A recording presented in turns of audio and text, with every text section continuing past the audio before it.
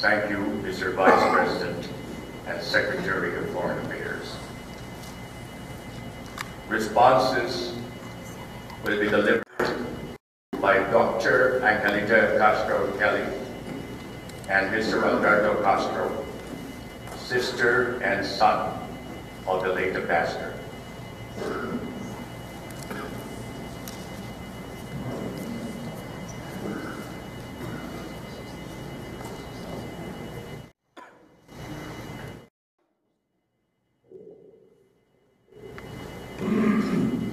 Honorable Vice President and concurrent Secretary of Foreign Affairs, Your Excellencies, distinguished guests, friends, colleagues, and dear family members.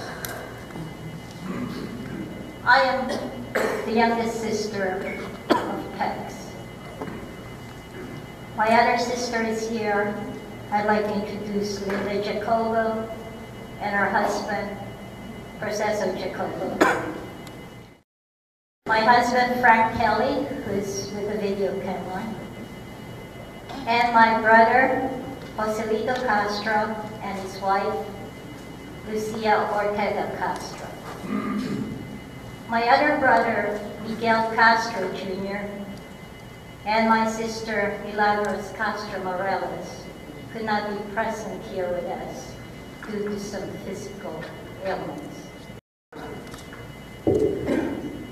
About 6 years ago, my brother Pacifico stood before us in a church in Maryland and spoke on our behalf as we bade farewell to our beloved mother. On that cold, rainy December day, he spoke of my mother's courage and bravery as she coped with the difficulties of World War II, and after that, the enormous responsibility of bringing up her 6 children after our father was killed in action as a medical doctor in the United States Army, 14th Infantry in the Far East. In telling our mother's story, my brother Pex was actually telling a part of his own story.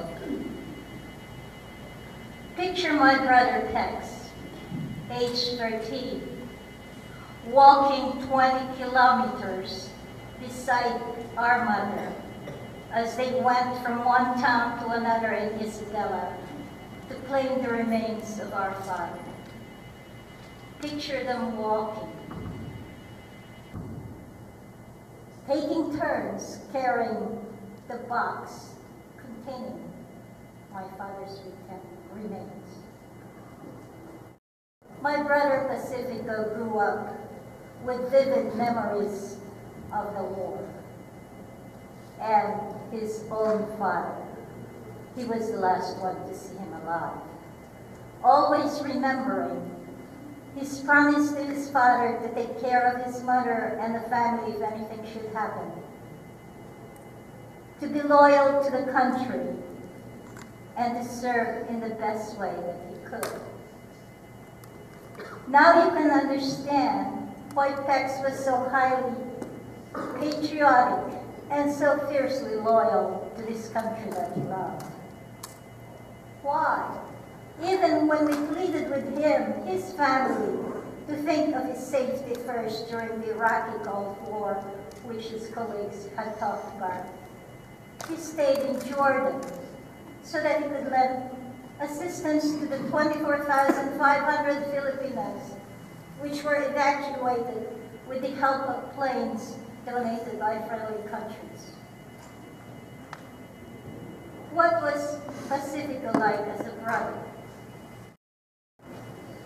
He was very devoted to his family, to his mother, and to his brothers and sisters.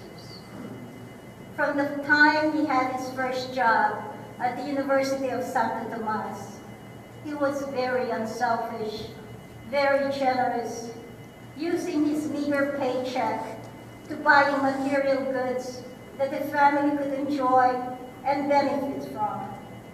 Things as simple as their big leg of jamon and dulce on Christmas Eve, luxuries later on, like a TV, an electric range, a new refrigerator, and a beautiful white Buick which my sister got married in.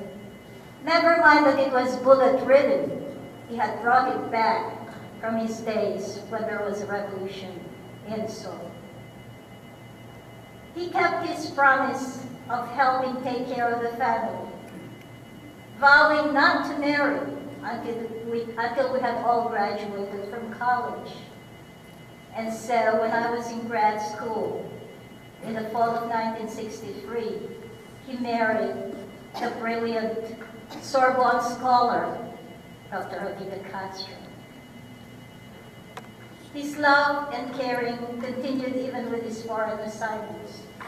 He sent postcards and descriptive letters and told us interesting stories during his visits. He loved his work. He was immersed completely. Whatever country he found himself in, whatever country he was assigned to, he did something new and special, something that hadn't been done before with each new post. In Canada, to the delight of the Canadian Filipinos, and my daughter Maria, and my son-in-law, a Canadian, Vince. Next translated the Canadian national anthem into Filipino, and sang it for them and my daughter's in-laws at the party. Although he sometimes projected a stern, strict image, as many of you must have experienced, he really was very gentle inside. He had a really soft heart. My son Frankie reminded me to say that he made every one of his nephews and nieces feel special. He always had something to say to each of them, to make them know that he cared about them and what they were doing. To them, the young people, and to his beloved children, Karina and Albert, and to their children and their future grandchildren, he leaves a role model, embodying traits of integrity, honor, honesty, courage, and cheerful determination even under the most difficult circumstances. Most of all, he loved life. And in the most recent years, he would tell us during his visits, he said, I wake up every morning and I thank the Almighty because I have had a truly incredible and fantastic life. Those were his words, incredible, fantastic.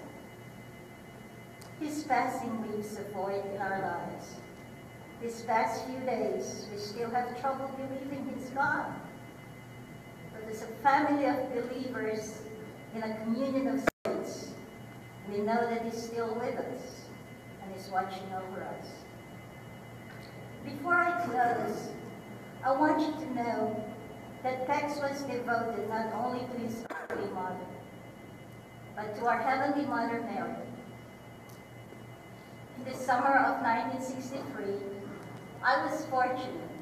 He took me and my mom on a pilgrimage, starting with Our Lady's Shrine in Lourdes, and to the great cathedrals and relics in Spain and Italy, and ending with a visit to a place called Nevers that I had never heard of, where the incorrupt body of St. Bernadette lies.